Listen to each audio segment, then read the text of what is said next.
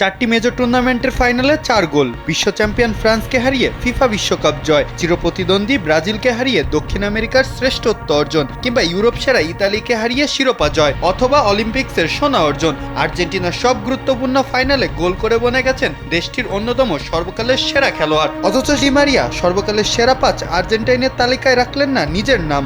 Argentina 3 বিশ্বকাপ জয়ী অধিনায়কের পাশাপাশি আর কাদের রেখেছেন তিনি, চলুন জেনে নেওয়া যাক।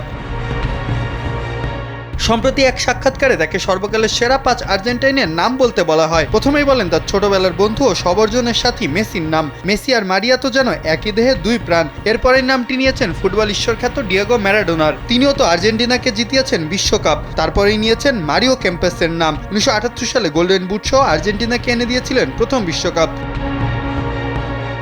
এই 3টা নাম বেশ সহজেই বলে দেন তিনি, তবে এর পরের 2টা নাম বলতে গিয়ে একটু ভেবাচাকা খেয়ে যান। 4 নম্বরে বলেন 1978 বিশ্বকাপ জয়ী অধিনায়ক দানিয়াল পাসারেল্লার নাম। আর্জেন্টিনার 3 বিশ্বকাপ জয়ী অধিনায়ক ও প্রথম বিশ্বকাপ জয়ী নায়ক কেম্পেসের নাম অবধি বেশ স্বাভাবিকই ছিলেন। এরপরেই যেন বোমা ফাটান এই আর্জেন্টাইন ফরওয়ার্ড। পঞ্চম প্লেয়ারের নাম শুনে তো হতবাক হয়ে যান অনেকেই।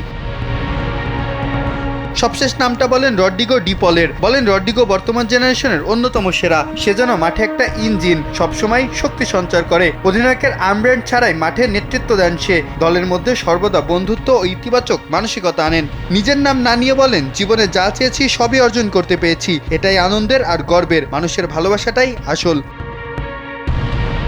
মাহফুজ আহমেদ, কালবেলা।